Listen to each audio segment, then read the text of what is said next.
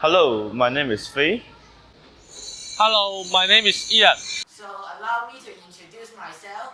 My name is Abe Sam. So, what is exactly a minority language? According to the EU, there are three factors. One, it must be a language that is traditionally used by nationals of the country, so it must not be a language coming from another country a short time ago. Second, the users of the language must be smaller than the population of the country, so if the majority are using that language in the country, it is not a minority language. And third, the language is not an official language of the country, so if the language is an official language of the country, it's not a minority language. As an introduction, I would like to talk about the situation of minority languages. There are around 6,000 to 7,000 languages spoken worldwide today. However, half of these are going to disappear within this century. If this continues, the entire sections of human culture are threatened with extinction. According to UNESCO, a language dies out every other week on average. Furthermore, I would like to talk about what we have done to produce this video. We have done a lot of research and contact organizations. Also, we have done a survey with asked more than 100 people in different countries. One of the questions in the surveys is, do you think that your government tried to protect minority languages? So here is the results. The result is very clear. 40% of people say no and 30% of people say I don't know. So in this video, we are going to tell you the information of minority languages and how to protect them. Should minority language be protected? So, according to UNESCO, language is an element of group identity. So that means that usually a group of people, they speak the same language. Like because the language brings group of people together. So let's see. According to our survey, most people agree that minority language should be protected because it represents the country and culture of the country, and also it is a good way to learn about the history. Minority language started to become endangered, and there have two main reasons. One is globalization, and one is because of the internet. Because those two things, we need to use national language in order to communicate with other people. In the past, people can live without interact with outsiders, but now, no chance. Some other reason is government does not support the language. For example, Cantonese is not recognized by the government, and also the Welsh in the past. For example, in the past, students can't speak the Welsh in the school, but the situation become better now. For example, they set up Welsh TV channel, radio, and the education for Welsh. So this is a case happened to Mr. Lau in Hong Kong. He is a man who lived in Germany for 8 years. And when he returned to his own village, he found out no children are able to speak the local language, Hakka. So he decided to study linguistics and set up the association and try to help the Hong Kong minority language. So what he accomplished is he organized Hakka class for public and also drama lesson. And he also created an online dictionary for the 4 minority languages in Hong Kong, which is Hakka, Waito, Tingkok, and Tung Ping Chao, for people to learn and search the word from. So this is a case happened in our city, Macau.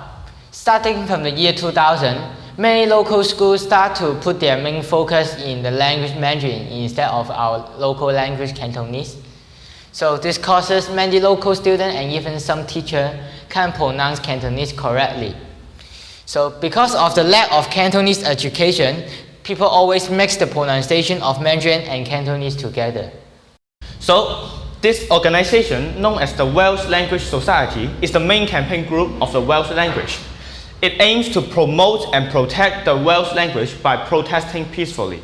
It has started in 1962. In the 60s, they fight for having a bilingual road signs, which means that all the signs in Welsh should have the English and the Welsh language.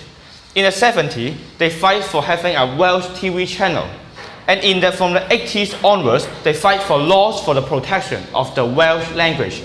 And all of their aim have succeeded today. So it's a successful case for a protection of a minority language. One of the languages we have experienced during our trip to Lijiang is called Naxi. So this guy over there, Mr. He, we have interviewed him and he said that he focuses on the preservation of their culture.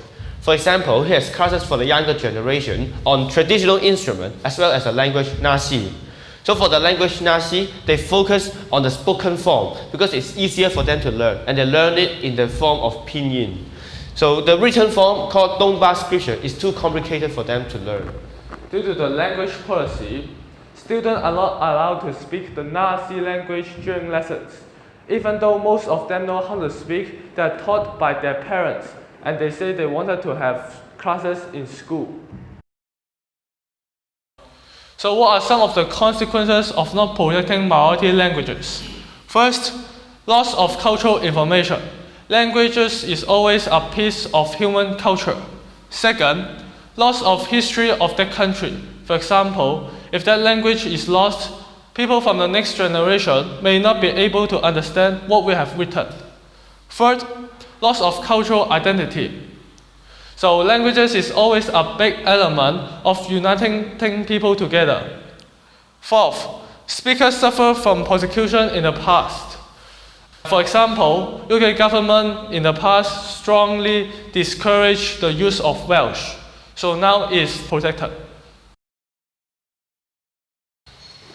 After communicating with different groups of people, having surveys and also online research, we have come up with 4 solutions. First, we need to raise awareness. We need to let people aware of the issue of minority languages. And for the speakers of minority languages, we need to let them know the importance of protecting them. So I would like to ask you, what are some minority languages that you know or you speak? Second, for education, we need to make sure our next generation is able to speak the minority language. And also, if they know how to speak, we need to make sure that they speak it correctly. Third, we need to ensure use and protection by the government. For example, the government can have road signs, TV channel, and recognize the language in the region. Also, a way is to present the language in museums. So this is an initiative for people to care about the language. So finally, we can also let your government know if there are things to improve of their language policy. So for example, writing a letter and sign petitions. So we hope that you learned something from this video. Thank you for watching. Bye bye.